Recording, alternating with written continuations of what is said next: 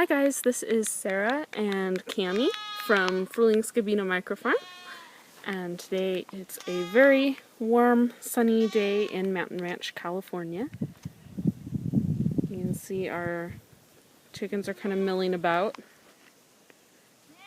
and we have some new additions since our last video. I don't think we had quite gotten the goats yet. But we were planning to put the goats in the back. That didn't really work out because it turns out we sit on top of a giant piece of bedrock. So we had to put them out front here next to where the seasonal creek is. The creek's dried up now, but it's actually pretty deep during the winter. So we have them in this spot. I don't know exactly how big it is. It's a 250-foot perimeter. So the dimensions are kind of weird because it's not really rectangular. It goes along our driveway a little bit. But anyway, so we have 3 bucklings. One is going to be traded back for a doe from the same woman that we bought Freya, the mama, from. And the other 2 we're going to either try and sell, or if that doesn't work, they will end up in the stew pot. But that's quite a ways off. So anyway, we built the goat shed that you see in the back using all of the 4x4s and 2x4s from the old rabbit shed, and then we got some new plywood to put on the side. Oh, and then we also have 3 new chickens since our last video. We got an Americana rooster, and then this Americana hen here who lays blue eggs, and a chocolate Moran around here somewhere who lays chocolate colored eggs. And then we have Freya, who's our Nubian doe. She is being milked right now, so we get about a quart a day from her in the morning, and once the babies are completely weaned or gone, then we'll get 2 quarts a day from her.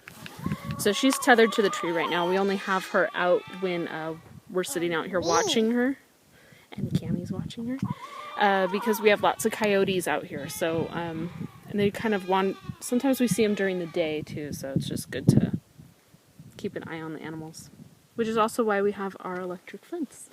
It's more to keep things out than to keep the goats in, although it does do a pretty good job at that. It's a 6-wire electric fence, so 6-strand I should say. And there's our milking stanchion that we built, and if I spin all the way around,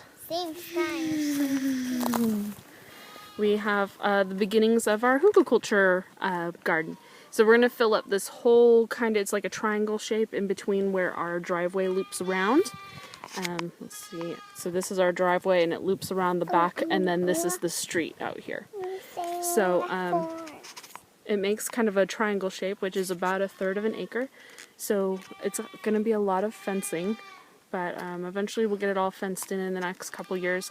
And we're slowly building hugelkultur beds, which are like these mounds. Basically, you fill them a hole with wood, and then you top it off with a foot of soil or dirt. And then we topped ours off with used goat bedding, which is just straw, with the added benefits of goat manure, and that helps keep the moisture in. Because anyone who's in California right now knows that we're in a pretty bad drought.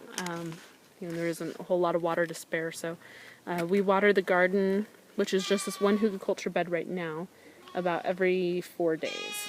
So we soak it every 4 days, and it seems to do pretty well. We found some toads out here inside the hugelkultur bed itself earlier this morning when we were looking around. So obviously it's staying moist enough for toads, so it couldn't be doing too bad. So that's the whole farm.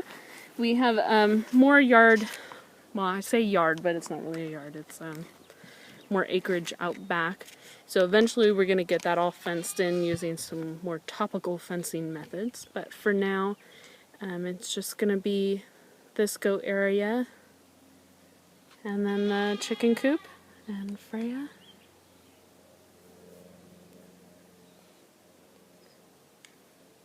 And then soon we'll have to set up a little hoop house for the turkeys, because they're getting a little too big for their little brooder that we have them in. So they should be feathered enough to put them outside pretty soon. So if you'd like to see more about our goaties, or our Angora rabbits, or chickens, or turkeys, or bees, I think that's all we have right now, go over to our website at FMicroFarm.com. Bye guys.